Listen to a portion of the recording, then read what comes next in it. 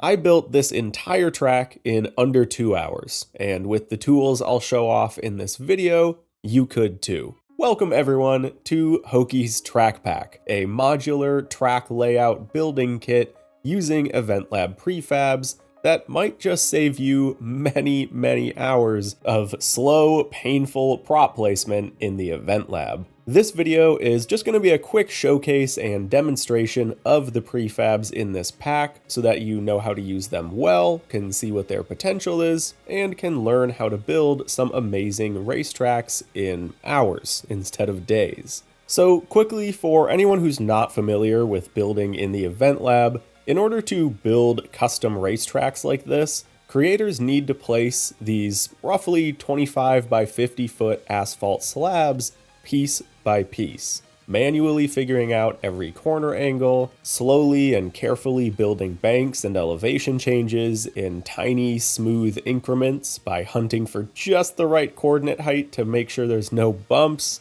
A single well-done banked corner can take hours. And then if you want to hide your edges and make the track look extra nice, you need to place these paint strips along the outside edges of the track, which takes ages. It can be really draining work, but the effort put into it definitely shows, because if you do get lazy with banks or elevation, the track will feel really bumpy and hard to drive on, whereas the quality and effort put into something like Edel's Circuit is immediately noticeable in how smooth and confident the driving experience is. So, if you've wanted to build high-quality custom racetracks in Horizon, especially ones that have banks and hills and whatever else, you were signing up for a very lengthy and arduous process. Until now, I have gone ahead and built 20 prefabbed racetrack pieces that you can slap together super easily in order to make full racetrack layouts in mere minutes. Let's go ahead and walk through everything in the pack so far. Starting with the easy stuff. We've got two straight pieces. This long one is a 1/16 of a mile, and the short one is about 50 feet. I didn't want to worry too much about making straights in a bunch of different lengths, because for one, you can just link any combo of these two together to get more or less any length you'd want, and two, the straights are actually pretty easy to just build on your own. So if you do want a more custom straight, it's not too hard to build out yourself. Now, of course, the corners are where things get more fun. For unbanked flat corners, I have a 15-degree angle, a 30, a long and short 45, and a 90-degree angle as well. So kind of working on a base 15 scale here, and obviously a lot of the real fun comes from combining these into much more dynamic corners. For example, you can start with maybe two 15-degree corners to make a long 30 for a bit of a tougher braking zone, then connect that to a short 45 that extends back into a 30, and then back to straight.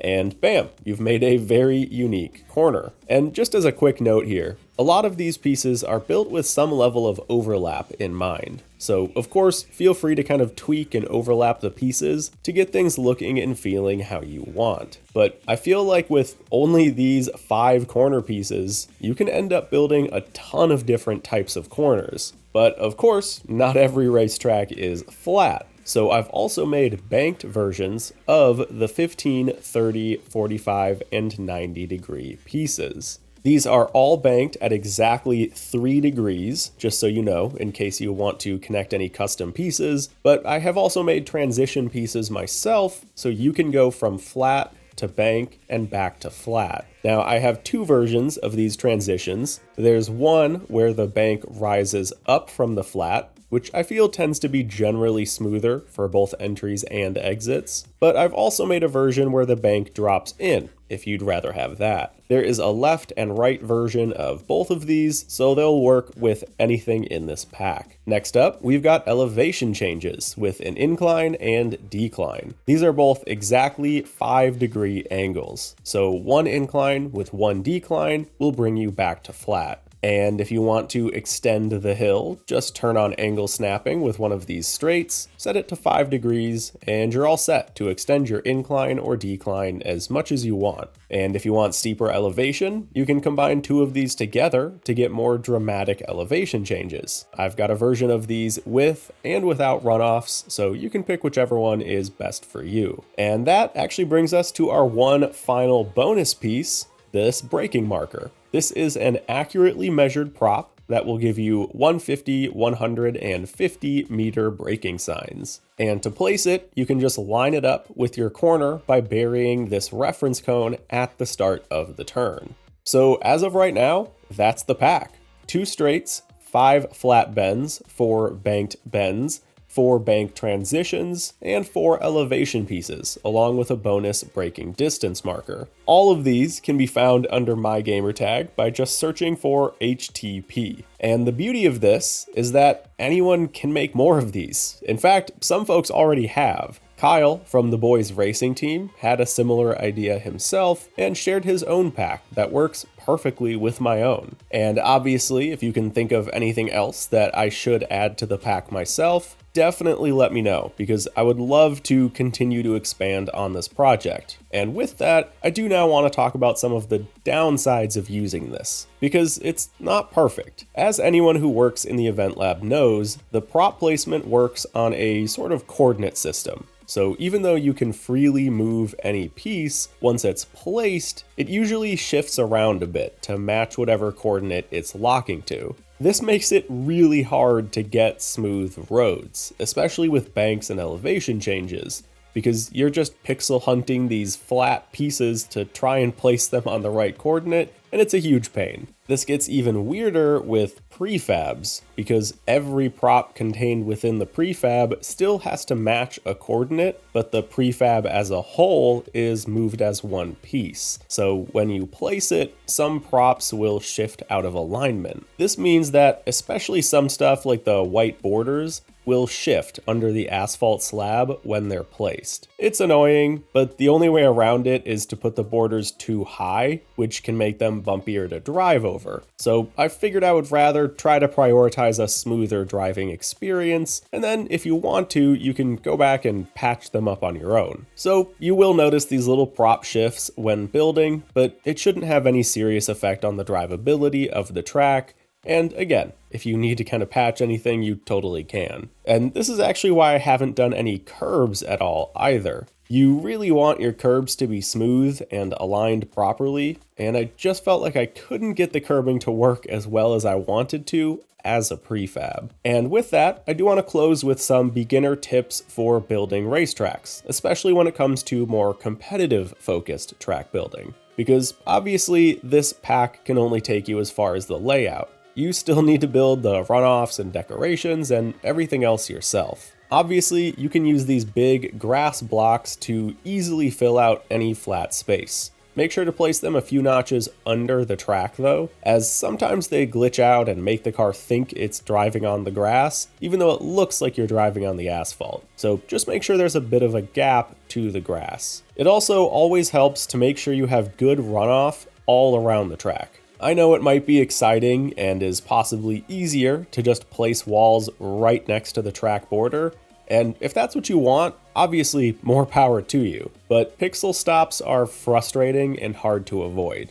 So it helps to instead just give some space for drivers to be able to go off track without slamming into a wall. Now for curbs, there's a lot of different options here.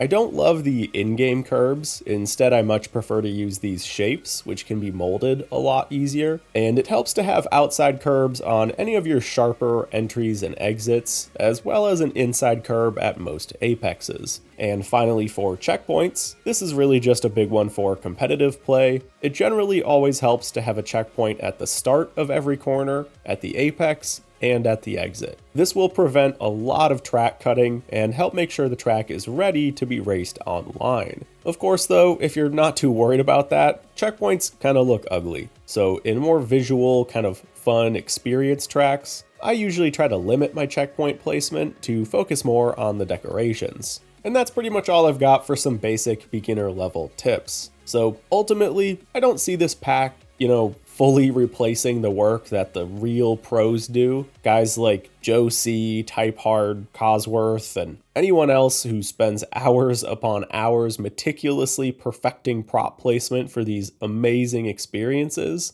But instead, I see this pack as being much more of a tool for the novice track creator to get started and be able to build out enjoyable racetracks with ease without having to spend dozens, if not hundreds of hours on each project. And to be honest, if Playground Games could drop an official pack like this with similar pieces, I would be so happy. I mean, heck, now that I've spent all this time working on this finally, they'll probably drop one in the next few months. But hey, I'd still be happy to see it. And in the meantime, my hope for this is that it improves the accessibility of Event Lab and leads to a nice influx of some higher quality tracks. And with that, thanks all for watching. I really hope you all enjoy using this pack. And again, definitely let me know if there's anything you'd like to see added or adjusted in Hoki's Track Pack. I'll see you all in the next video.